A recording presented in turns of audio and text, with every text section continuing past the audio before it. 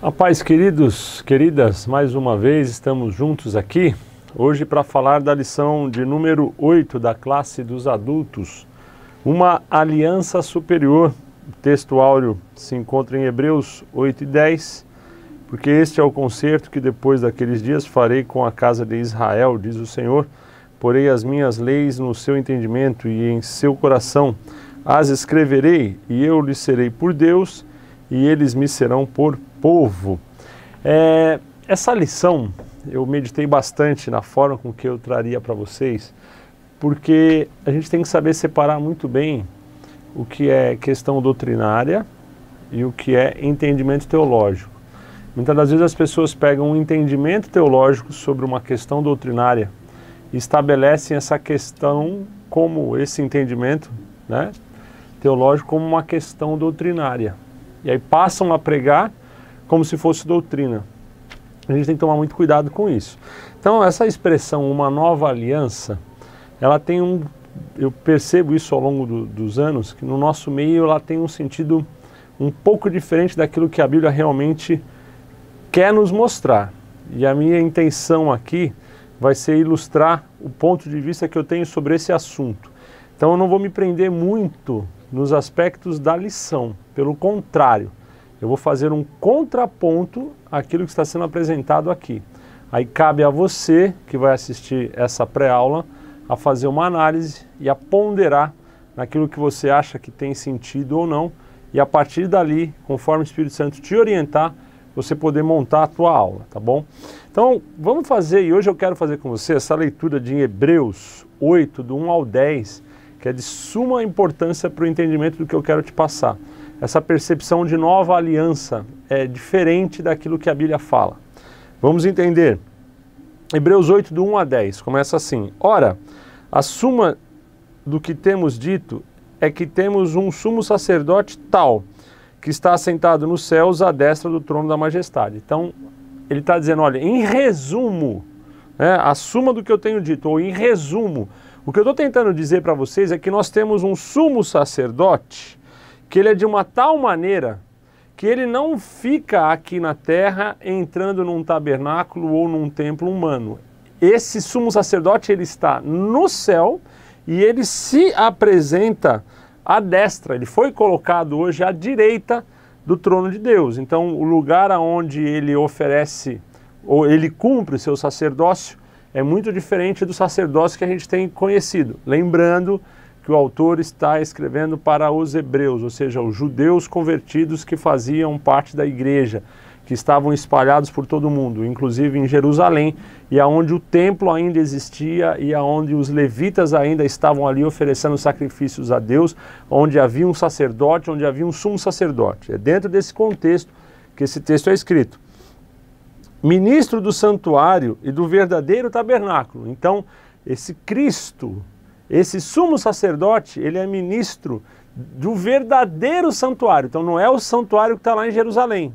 É o santuário que foi usado como modelo de onde Moisés, através de uma visão de Deus, criou um tabernáculo a princípio no deserto e depois Salomão, projeto feito por Davi, mas construção de Salomão, ele faz o templo aos moldes do tabernáculo do deserto.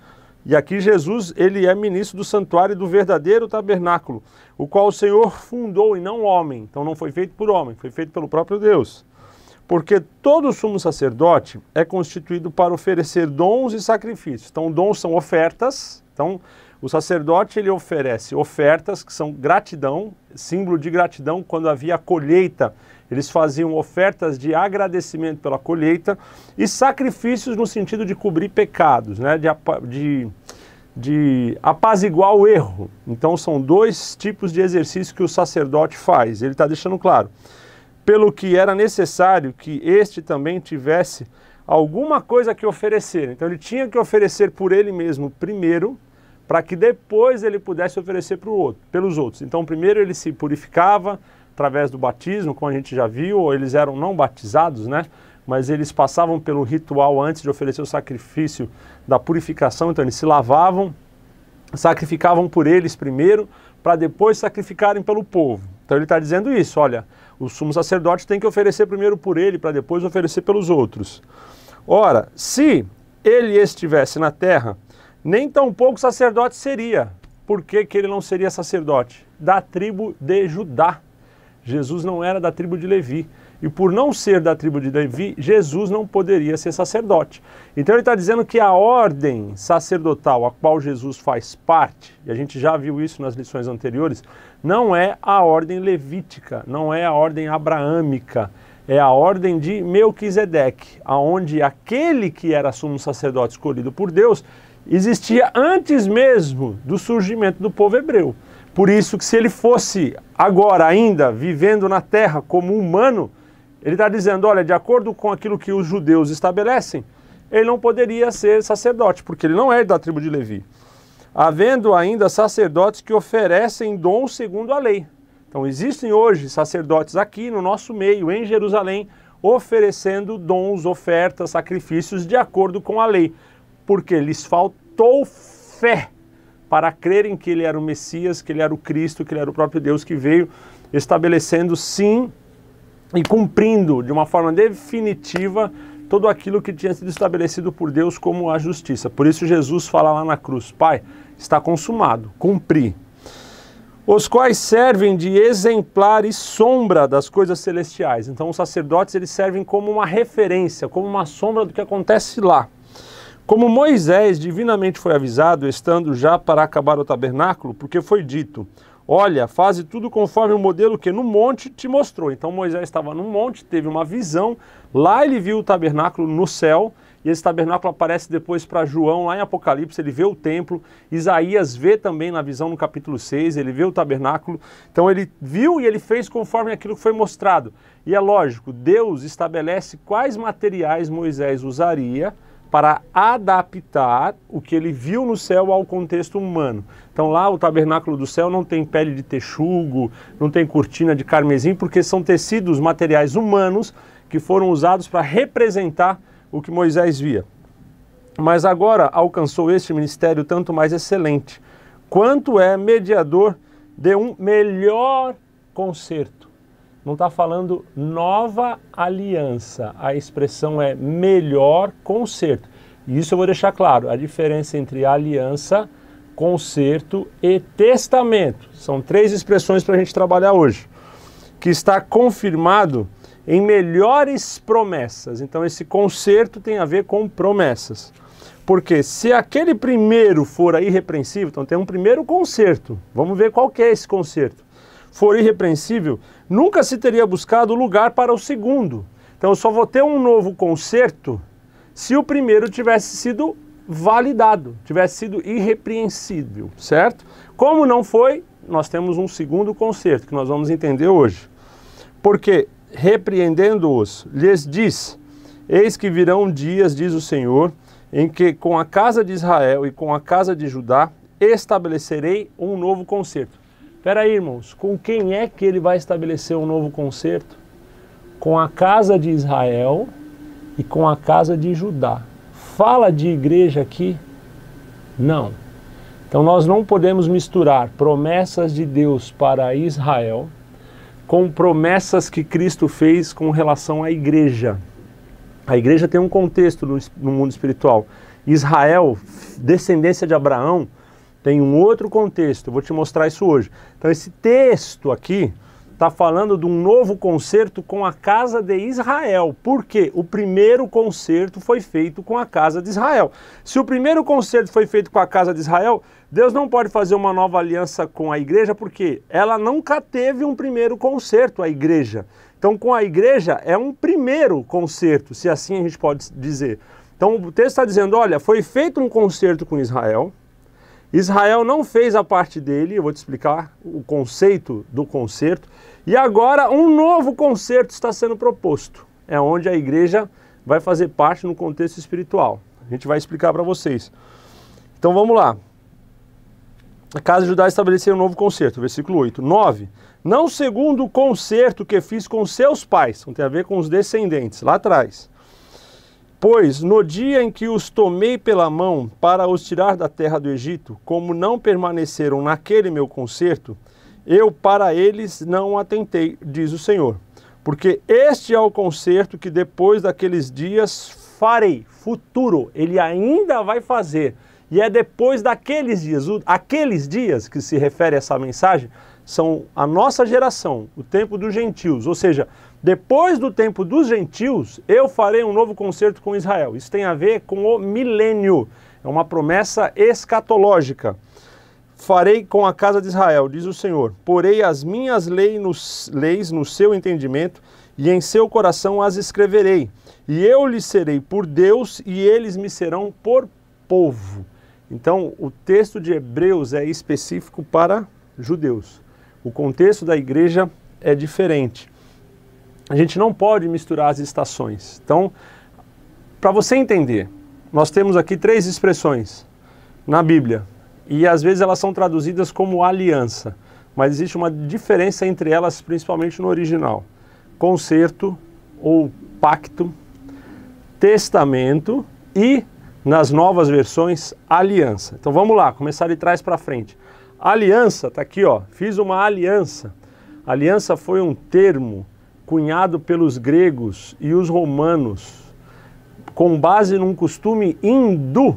Então, quando Alexandre o Grande expandiu o Império Grego, chegando até as Índias, a Ásia, aquela região lá no extremo do Oriente, ele incorporou algumas culturas, fazia parte do costume de Alexandre incorporar culturas regionais ao seu império. E ali vem a aliança. A igreja só começa a usar a aliança como símbolo de casamento no século IX. Então não tem como, no contexto em que a Bíblia foi escrita, que era o século I, nós termos expressões que falavam de aliança. Então no século I, quando foi escrito ali no hebraico, em alguns textos, na maioria deles no grego, a palavra tem a ver com concerto ou testamento. Em algumas traduções ou versões no português, você vai achar versículos falando aliança. E se você procurar em outras versões, o mesmo versículo acontece concerto ou testamento. Então, por exemplo, o texto da ceia, um novo mandamento vos dou, ou esse cálice é o novo testamento no meu sangue. Em alguns lugares aparece a nova aliança no meu sangue. Então, é outro conceito. Então, a aliança, como a gente entende, ela só vai surgir, né, que é o compromisso do casal, do marido e da mulher, só vai surgir no século IX. No contexto bíblico, a aliança não era do noivo com a noiva, né? O noivo fica noivo da noiva, põe a aliança, ele e ela, e depois os dois se casam. Na antiguidade era um compromisso de famílias. Veja que quando Sansão se apaixona pela Filisteia, ele chama os seus pais, vai ver lá no livro de Juízes, para irem com ele pedirem a moça em casamento. E a Bíblia mostra no Novo Testamento que José estava desposado de Maria, eles estavam noivos, havia um compromisso familiar. Só poderia ser rompido o contrato do casamento se a noiva não fosse fiel ao noivo e houvesse ali um ato de adultério, não, porque ainda não eram casados, mas fornicação, onde ela tivesse deitado com outro homem e aí invalidaria. E José, para não desonrar Maria, aí você vê o caráter de José, ele trama, ele pensa em oculto, sair, sumir e ir embora secretamente. Porque ele saindo secretamente, ele traz sobre ele e sobre a sua família a maldição da falta do cumprimento do compromisso do casamento. E aí Maria não seria desonrada, já mostrando o caráter de José. E por isso o anjo aparece a ele também e fala, olha, calma, aceita, o que ela está dizendo é verdade, porque está sendo gerado nela o Messias. E José aceita e fica em silêncio, como se ele fosse o pai do próprio Cristo. Lá na frente Jesus é apontado, não é este filho de José, o carpinteiro? A verdade só vai aparecer plenamente depois, quando a igreja existe, e aí sim os evangelhos nos mostram a verdade. Porque no contexto de Jesus, da sua época, todos entendiam que José era o pai de Jesus, porque José ficou em silêncio. Então, na antiguidade, a aliança era compromisso entre famílias, e não do noivo com a noiva. Por isso, nós não podemos usar a expressão aliança ou uma nova aliança, porque Deus faz um concerto com Israel. Então, ele não tem como fazer uma nova aliança com a igreja, porque não houve uma primeira aliança com a igreja. A igreja começa a partir do momento que Cristo cumpre a vontade do Pai na terra. E nós vamos entender o conceito da igreja aqui, tá? Já falei da aliança. Falar agora de testamento. Então, sempre que você falar de testamento, tem a ver com morte. Então, alguém precisa morrer a pessoa que é o dono dos bens materiais, que é o portador das riquezas, ela precisa morrer para que o testamento seja válido. Ou seja, para que os seus herdeiros ou pessoas que ele apontou tenham direito à herança. Na antiguidade, quando o senhor tinha um filho, um homem tinha um filho, naturalmente os bens seriam designados para esse herdeiro. Quando ele não tinha filho, ou se ele tivesse uma vontade diferente, aí ele fazia um testamento. Você vai ver Abraão conversando com Deus, dizendo, Senhor, se o filho não nascer, a minha herança vai ficar para aquele que nasceu na minha casa, mas não é meu filho, que era Eliezer, que era o mordomo de Abraão. Então, quando eu vou morrer, antes de morrer, eu escrevo. Se eu quero fazer uma partição diferente dos meus bens, eu escrevo, olha, para esse isso, para aquele é tanto, para aquela instituição X e assim sucessivamente. E aí, uma vez que eu morro, aquilo que eu deixei escrito como minha vontade tem que ser cumprido. Esse é o testamento.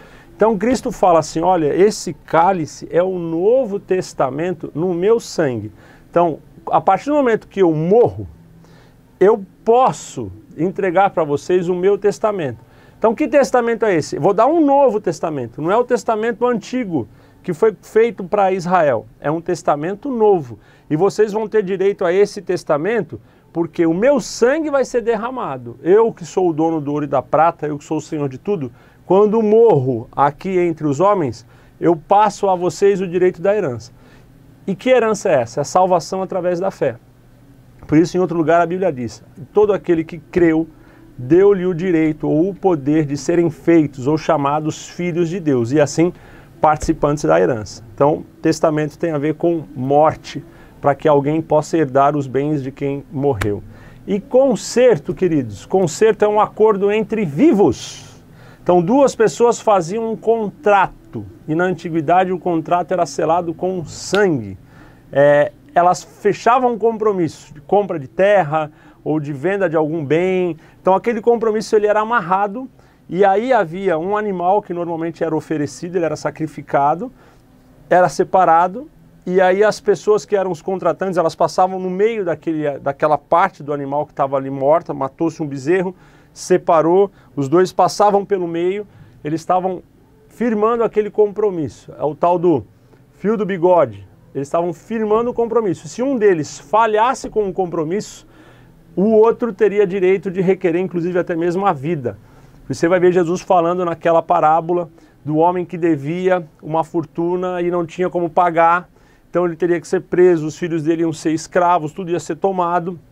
Ele implora por misericórdia, porque foi feito um concerto, e o rei decide, o Senhor decide liberá-lo. E quando ele sai, ele vê uma pessoa que devia muito menos para ele, e ele vai cobrar, vai exigir, porque a pessoa não tinha feito a parte dela do concerto. E quando aquele senhor sabe disso, ele pega aquele primeiro homem e lança ele na masmorra. Vamos ver quais concertos que a Bíblia fala.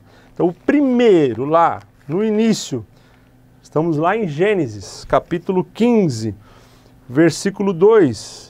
O 1, Deus aparece para Abraão, vê a palavra do Senhor a Abraão em visão, dizendo, não temas, Abraão. Ainda era Abraão. Eu sou o teu escudo, o teu grandíssimo galardão. Então disse Abraão, Senhor Jeová, que me has de dar, pois ando sem filhos, e o mordomo da minha casa é o Damasceno Eliezer. Então seria ele quem herdaria os bens, uma vez que Abraão não tinha filhos. Então ele seria o herdeiro. Disse mais Abraão, eis que não me tens dado semente, e eis que um nascido na minha casa será o meu herdeiro. Aí você vai ver que Deus manda ele ir para fora, vai para fora, olha lá para o céu, olha agora. Então levou, versículo 5, o levou fora e disse, olha agora para os céus e conta as estrelas, se as pode contar. Ele disse, assim será a tua semente. Vamos avançar um pouquinho, capítulo 22. Agora você vai ver que Isaac já nasceu. Naquele texto do capítulo 15 ali, se você continuar aquela leitura, você vai ver que Deus faz esse concerto com Abraão. Manda que Abraão pegue alguns animais, que ele mate, que ele separe os animais e que ele fique guardando os animais para que os abutres não venham. E Deus não aparece. Tanto é que Abraão fica ali uma tarde, a noite chega, ele cai num sono e de repente cai um temor sobre ele e Deus aparece como um fogo. E Deus passa, Abraão não passa, Deus passa, selando aquela promessa. E a Bíblia vai dizer que não tendo por quem jurar maior do que ele, Deus jura por ele mesmo. Quando Deus diz que ele está jurando por ele mesmo, a Bíblia está dizendo o seguinte: se Deus não cumprisse a parte dele no acordo, Deus deixaria de ser Deus. Esse é o compromisso que Deus tem com Abraão. E no capítulo 22, Isaac já havia nascido, Isaac já era um jovem, Deus o convida para ir para o monte, oferecer Isaac como sacrifício. Abraão vai, não fala nada, ali foi provado Abraão e foi provado Isaac, que Isaac se submeteu. E quando chega lá no momento crucial, onde Abraão decide matar Isaac, o anjo aparece e fala: agora Deus sabe que você realmente crê, teme nele. Ou seja, você fez agora a tua parte lá do acordo, que naquele dia você não passou pelo meio. Deus estava pedindo para você passar pelo meio agora, onde você ofereceria teu filho como sacrifício. E realmente você estava decidido a fazer isso. Então não precisa. Aí vem a promessa. Então, capítulo 22, versículo 17. Que deveras te abençoarei e grandissimamente multiplicarei a tua semente, como as estrelas do céu e como a areia que está na praia do mar. A tua semente possuirá a porta dos seus inimigos. E em tua semente, veja só, serão benditas todas as nações da terra, porquanto obedecestes a minha voz.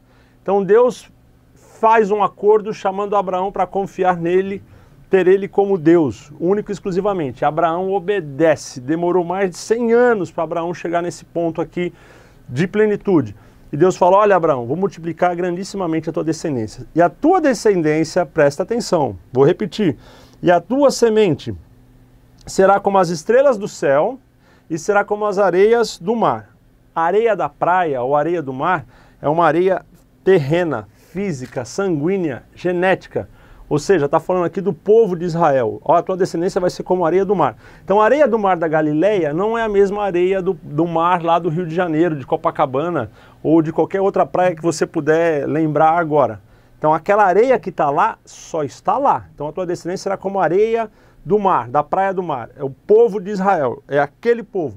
Mas a tua descendência também será como a estrela do céu. Então daqui do Brasil, se eu olho para o céu, eu vejo o Cruzeiro do Sul, eu vejo o Órion, eu vejo a Estrela d'Alva, eu vejo as estrelas. Chegar lá no hemisfério norte, elas vão estar em posição diferente no céu, mas eu consigo ver as mesmas estrelas. Que geração é essa? A igreja. Nós somos os descendentes de Abraão, incluídos nesta promessa como as estrelas do céu. Nós somos a descendência espiritual de Abraão. E os judeus são a descendência sanguínea de Abraão.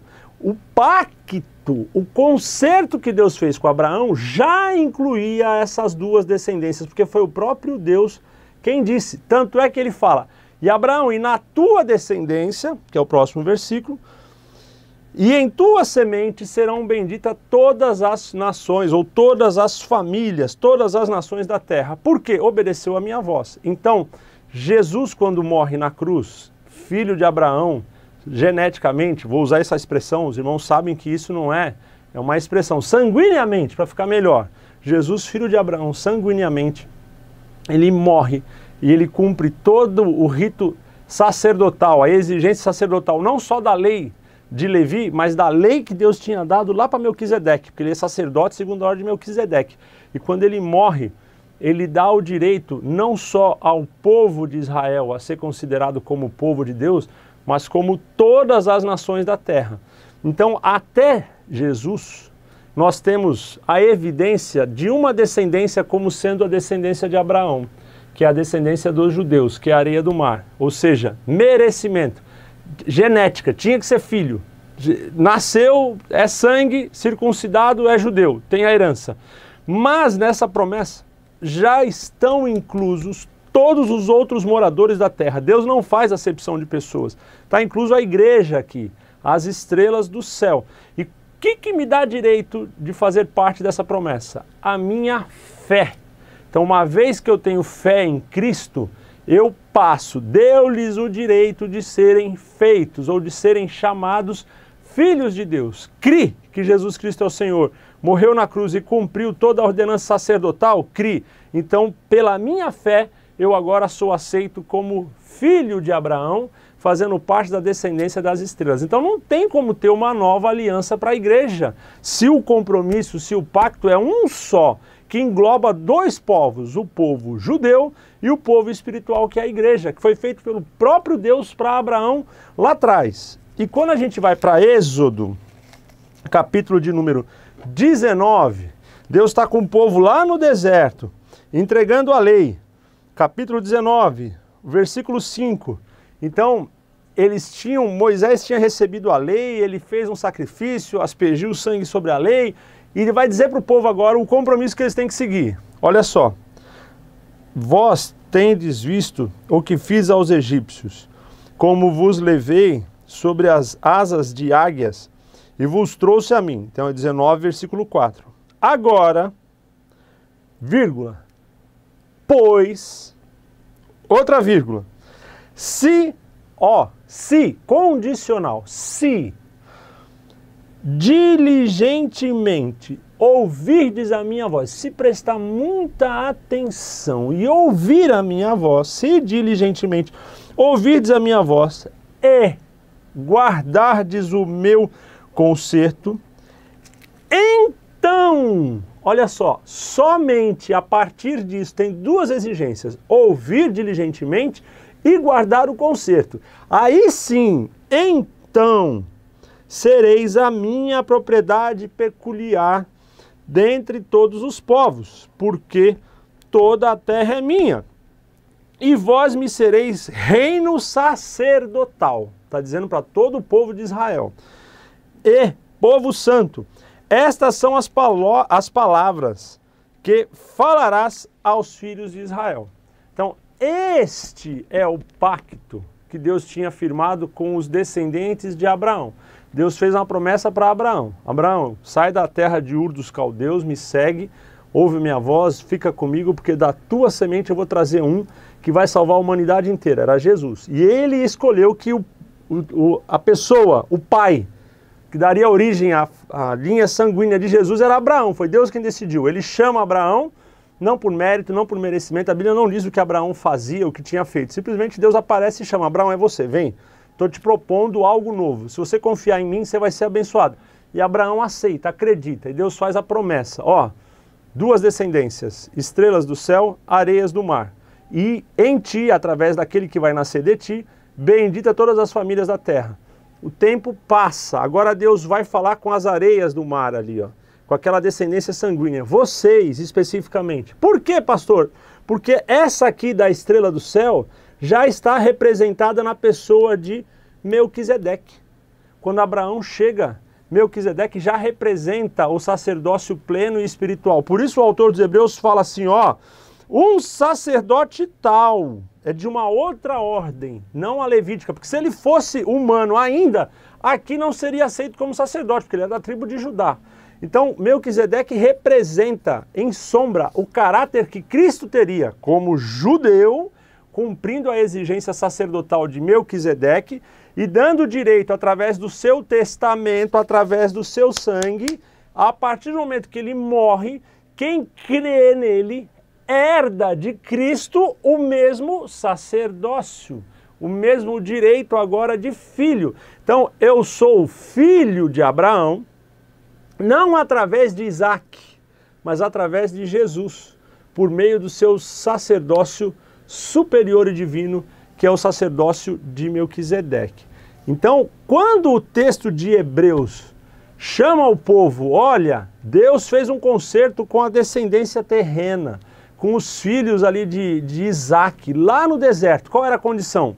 Ouvir minha voz, guardar no coração, cumprir a minha palavra, e aí vocês vão ser sacerdotes, povo meu, propriedade exclusiva, peculiar. Os judeus fizeram isso? Não. Tanto é que Deus manda eles para o cativeiro assírio, para o cativeiro babilônio. Mas Deus não destrói aquele povo. Deus cumpre a justiça dele sobre aquelas gerações. Primeiro o povo morre no deserto. Vai nascer o remanescente para poder entrar na terra. Deus não destrói o povo por causa da promessa que ele fez para Abraão. Promessa que Deus faz, irmão. Passa céus e terra, mas se mantém. Então Deus sempre prepara o remanescente para ter direito àquelas promessas se cumprir. E ele vai aguardar até a chegada de Cristo, para Cristo sim cumprir toda essa exigência aqui de Êxodo. Então, quando Cristo cumpre como descendente de Abraão, através de Davi, através de Isaac, ele está cumprindo a parte dele do concerto. Então, qual que é a parte nesse concerto? Por isso que não é aliança, é concerto. São dois vivos ali, ó. Deus e o povo. É um compromisso de nós dois aqui. Nós vamos fazer a nossa parte, que é te obedecer, te servir, te seguir. E Deus fala, e eu vou fazer a minha parte, vou tratar vocês como propriedade peculiar minha, povo meu, e vocês vão ser sacerdotes meus para ensinarem ao povo, todo o povo da terra. Vocês vão mostrar para eles a minha verdade. Só que os judeus viram as costas, eles dizem, não, a gente não quer. A gente só quer a herança, a gente só quer a bênção, a gente só vai fazer sacrifício para a gente vai tirar o pátio dos gentios lá do templo, botar o povo para fora, é só a gente. Vamos fechar na panelinha aqui. Parece algumas igrejas dos dias de hoje, que só se salvam quem faz parte ali do grupinho. Jesus vem, quebra tudo isso, cumpre essa exigência e, como sacerdote da ordem de Melquisedeque, nos dá o direito de fazer parte da promessa de Abraão como estrelas do céu, através do testamento, através do seu sangue. Então, o autor aos Hebreus está corrigindo um erro. Pessoal, vocês judeus, para de querer voltar para os ritos sacerdotais, porque isso não vai te levar a lugar nenhum. O nosso povo, nós judeus, falhamos com Deus, nós erramos, nós deixamos para trás. Mas tem uma promessa. Que promessa, pastor? Está aqui, ó, Jeremias 31, Hebreus 8 cita Jeremias 31. Eis que dias vêm, diz o Senhor, em que farei um concerto com a casa de Israel e com a casa de Judá, não conforme o concerto que fiz com seus pais no dia e que os tomei pelas mãos, citando Êxodo 19, pelas mãos para o tirar da terra do Egito, porquanto eles invalidaram o meu concerto. Não fizeram a parte deles, invalidou o meu concerto, apesar de eu os haver desposado, diz o Senhor. Mas este é o concerto que farei com a casa de Israel. Depois daqueles dias, esses dias aqui, depois daqueles dias, diz o Senhor, porei a minha lei no seu interior e a escreverei no seu coração, e eu serei o seu Deus, e eles serão meu povo, para os judeus, descendentes de Isaac. E não ensinará a alguém mais a seu próximo. Quer dizer, ninguém vai precisar ensinar a lei para ninguém. Já vai saber instintivamente, intuitivamente, no subconsciente, toda a lei de Deus vai estar no coração do judeu. Hoje você precisa ensinar a palavra, a gente está fazendo isso aqui. Você não vai ter uma pessoa aceitando a Jesus e automaticamente toda a lei de Deus vai para o coração dela. Então, se isso não acontece nos dias de hoje, é porque essa nova aliança, como alguns querem dizer, não se cumpre nos nossos dias. Porque se cumprisse, nós não precisaríamos estar aqui preparando aula, fazendo pré-aula, ensinando na escola dominical, porque todo o povo saberia a lei. É o que diz o texto. Então, escreverei no seu coração e eu serei o seu Deus. E eles serão meu povo, e não ensinará a alguém, mas ao seu próximo, nem alguém a seu irmão, dizendo, conhecei ao Senhor, porque todos me conhecerão, desde o menor deles até o maior, diz o Senhor, porque perdoarei a sua maldade e nunca mais me lembrarei dos seus pecados. Isso aqui, igreja, milênio, é outra aula, escatologia, tá? Mas isso vai se cumprir lá no milênio, onde o remanescente, são 144 mil judeus, que vão sobreviver à grande tribulação deles. Deus vai levantar um novo Israel, e esse novo Israel vai ser totalmente convertido, e eles serão sacerdotes de Deus espalhados por toda a terra. Mas isso é outra aula. Então qual que era o perigo? O povo voltar para os ritos sacerdotais. E o autor aos Hebreus está corrigindo. Só que tem um outro perigo também, que agora quem corrige é Paulo. Romanos 11, que era os gentios, que era a igreja, se acharem superiores aos judeus. Isso acontece nos dias de hoje. Por causa desse conceito de nova aliança, tem muita gente se achando superior ao outro. Não, porque eu faço parte da nova aliança. Para! Não tem nova aliança não, me perdoa. Estou sendo muito transparente naquilo que eu acredito. Não tem nova aliança, é uma aliança só, que vai ser colocada no nosso dedo quando a gente chegar lá no céu e seremos a esposa de Cristo. Hoje o que houve é um concerto de Deus com Abraão, onde ele fala da descendência física e descendência espiritual, que somos nós. E concerto que foi validado por Cristo quando ele morre na cruz. E uma vez que ele morre na cruz, ele deixa o testamento. Qual é o testamento? Quem crê em mim terá direito a fazer parte da descendência de Abraão, através ali das estrelas do céu, no sacerdócio real, que é o meu sacerdócio de Melquisedeque. Romanos 11 diz assim, eu vou ler o texto. Digo, pois, porventura rejeitou Deus ao seu povo? Está falando dos judeus. Deus rejeitou o seu povo? De modo nenhum. Porque também eu sou israelita. Então Paulo está indo para o outro extremo. Primeiro está falando para os hebreus, ó, para de querer voltar, vocês que são convertidos a Cristo, vão voltar para o judaísmo. É com Cristo, é aqui na igreja. E Paulo vai dizer para a igreja, vocês que são igreja, para de se achar melhor do que os judeus, porque vocês são especiais. Pode parar com isso. Então ele está dizendo, ó, porque eu sou israelita, da descendência de Abraão, da tribo de Benjamim. Deus não rejeitou o seu povo, que antes conheceu.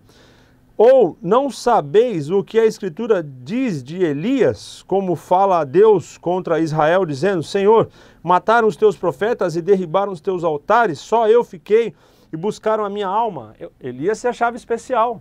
Então, na época de Paulo, a igreja estava também, não, nós somos diferentes, nós somos especiais, só nós ficamos.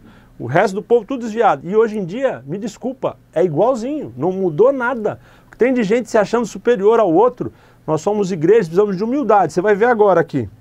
Mas que lhe diz a resposta divina? Reservei para mim 7.000 varões que não dobraram os joelhos diante de Baal. Assim, pois, também agora, neste tempo, ficou um resto, ou um remanescente, segundo a eleição da graça. O que é graça, gente? Favor imerecido. Então é por fé, eleitos pela fé, vocês. Não é por merecimento meu. Mas se é por graça, já não é pelas obras. Não, porque nós aqui somos mais santos, a nossa roupa é assim, nosso cabelo é assado, e por isso essas práticas nós... Não, não é por obra não, para com isso. Já não é pelas obras. De outra maneira, a graça já não é graça. Então acabou o sentido da graça, se é pelas obras.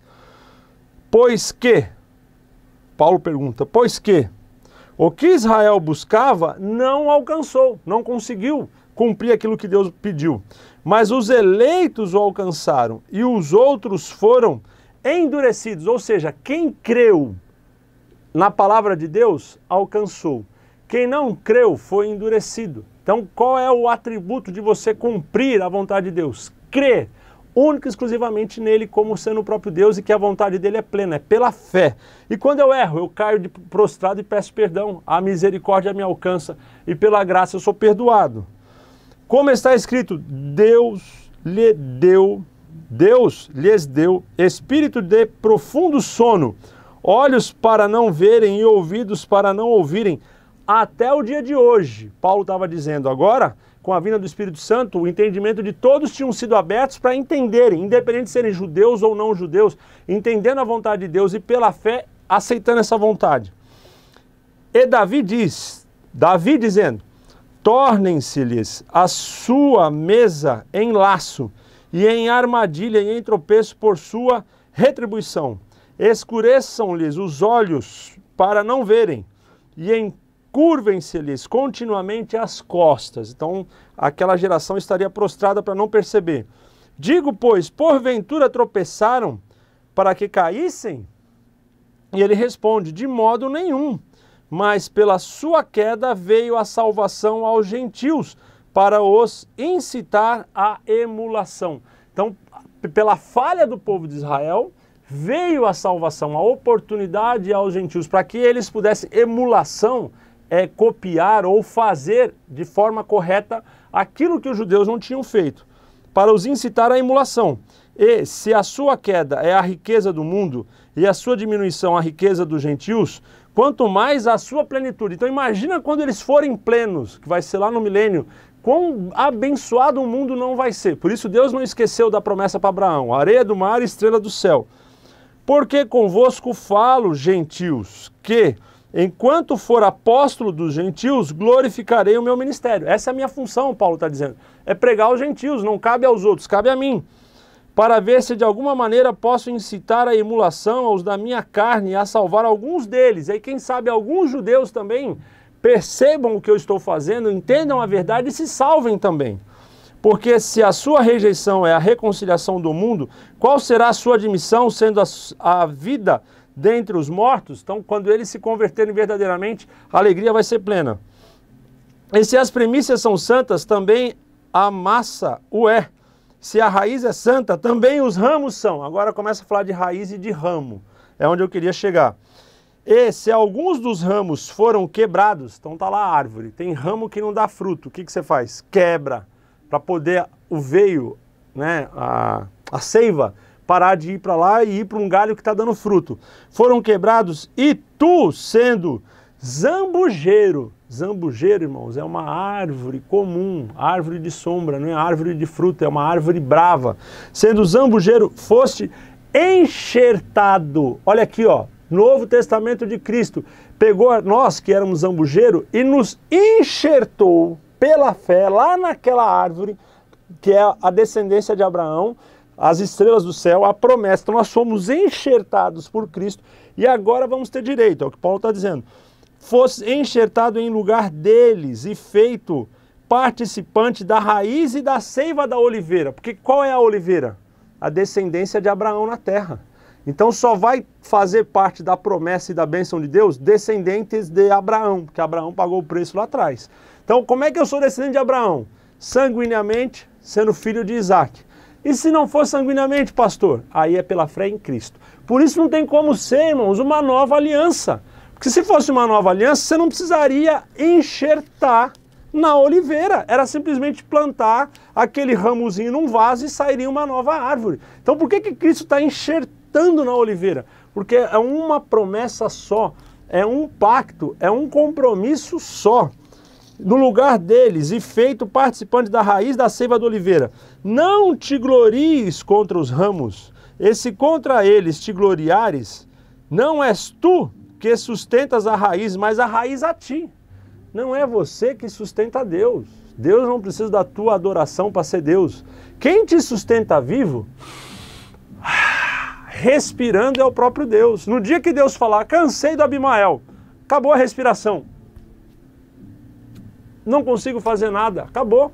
Então eu não posso achar que a minha denominação, a minha posição ou o meu título me faz melhor do que alguém, porque tudo isso eu recebi de Deus. Quem está dizendo isso? O apóstolo Paulo, sou eu não. Só estou lendo e tentando passar para você. Qual que é o problema hoje? Nós nos colocamos como membros da nova aliança. Olha, da nova. Para! Então, Novo Testamento, Velho Testamento, Testamento é um só. A palavra de Deus, ela é perfeita. Houve um cumprimento e existe agora uma promessa. Ela só vai se cumprir quando os tempos acabarem. Hoje eu vivo com base na promessa, pela fé. Já estou encerrando, tá bom? Dirás, pois, os ramos foram quebrados para que eu fosse enxertado. Olha aí como é que eu sou bom. Está bem, Paulo dizendo, está bem. Pela sua incredulidade foram quebrados, ou seja, eles não creram e por isso foram quebrados. Eles não foram quebrados porque foram predestinados a perderem a salvação e Deus quebrou para enxertar. Por quê? Se eles tivessem crido, eles não precisariam ser quebrados, eles permaneceriam e outros seriam enxertados sem que eles fossem quebrados. E tu estás em pé pela fé. Olha que palavra linda. Então, não te ensoberbeças, mas teme, porque se Deus não poupou os ramos naturais, teme que não poupe a ti também. Olha só, se Deus não poupou os descendentes de Abraão, e Abraão era amigo de Deus, gente, Abraão era aquele cara que Deus tinha intimidade e prazer nele. Deus desceu para dizer para Abraão, Abraão, porventura, eu vou fazer alguma coisa na terra que é tua, que eu te dei por herança sem te avisar antes, Abraão. Vou destruir Sodoma e Gomorra. Irmãos, olha o nível, irmãos, prestem atenção. Olha, Deus, se tiver 50 justos, não destrói. O Jacó vai brigar com Deus, Abraão não precisou brigar. Moisés vai ficar bravinho, vai quebrar tábua, vai dar, eu não vou mais. Abraão era tão amigo que ele conversa. Deus, se tiver 50, não, Abraão, tá bom, se tiver 50 eu não destruo. Continua andando. Ó Deus, 50 não tem, né? E ele vai negociando até chegar em 10. Ele vai, Deus, me desculpa incomodar mais uma vez. E Deus se alegra de Abraão. Aí Paulo está dizendo, olha, Deus não poupou os ramos naturais, os descendentes de Abraão, a quem ele tanto amou. E porque não creram, Deus quebrou e deu oportunidade para você que é zambujeiro ser enxertado. Agora, se você continuar com esse teu espírito arrogante, achando que é melhor do que todo mundo, que se eu sou da nova aliança, se eu sou da graça, se eu sou superior, cuidado. Deus vai te quebrar também, ele não vai ter dó de você não. A Bíblia fala, quem está em pé, cuide para quem não caia. Eu vou parar por aqui que eu estou meio bravo hoje. Irmão, sabe qual que é o problema? Nós vivemos hoje um cristianismo dividido. Nós vivemos hoje pessoas disputando no canal do YouTube quem faz a melhor aula, quem tem mais seguidores, quem tem mais like, quem tem mais curtida. Nós vivemos hoje uma igreja onde um quer ser melhor que o outro, um quer ter um posicionamento doutrinário melhor do que o outro. Como eu te disse, é um ponto de vista teológico, com base na palavra. Não sou dono da verdade. Leia, como eu fiz. Vai pesquisar, vai estudar. Se Deus te der esse entendimento, viva por ele e pratique. Se não, fique em paz no teu coração. Não citei nenhum ponto da lição, porque, com sinceridade, eu não creio no que é dito da nova aliança. A Bíblia fala do Novo Testamento, do novo compromisso, do novo pacto, dando legalidade ao que Deus falou para Abraão. Estrelas do céu, areias do mar. Areias do mar, Isaac. Estrelas do céu, a descendência de Cristo. E Paulo está dizendo, como é que eu faço para merecer? Através da fé. Porque se eu não estiver na oliveira, eu não vou receber a bênção. Então a oliveira é a descendência física e espiritual. E Deus é tão fiel na sua palavra que ele está aguardando para o final da grande tribulação, para que os judeus sejam plenamente abençoados como ele prometeu a Abraão. É tão lindo ter um amigo como ele, que já se passaram 7.000 anos, mais, menos, exatamente eu não sei. Mas Deus está dizendo assim, Abraão, eu não me esqueci daquele dia, eu ainda estou lá no monte vendo você tentando sacrificar Isaac. Eu não vou me esquecer por toda a eternidade da tua fidelidade a mim. Meu filho, a tua descendência vai viver plenamente debaixo da minha vontade. Hoje, pela graça, nós somos a descendência de Cristo. Por isso o Novo Testamento, em algumas versões a Nova Aliança, mas é Novo Testamento, porque precisou ele morrer para a gente ter direito a isso. Então Jesus é o sumo sacerdote. Ele já se ofereceu por mim. Eu não tenho mais nada para fazer como sacerdote, porque ele já fez. Eu sou o quê? Servo. Qual é o meu ministério? Pregar, ensinar e viver na minha vida. E olha, é difícil. Viver como cristão verdadeiro, amando acima de todas as coisas, perdoando a todos que nos ofendem, que nos tratam mal e principalmente cuidando do próximo. Então vamos ser a igreja que Cristo quer que a gente seja. Vamos parar de achar que eu sou melhor, que eu sou pior, que eu sou de Paulo, Cefas, Apolo. Eu sou de Cristo e como Cristo eu vou morrer em favor de quem precisa de mim, tá bom? Agradeço a oportunidade, a paciência sua. Que Deus te abençoe, a gente se vê por aqui. Fica na paz.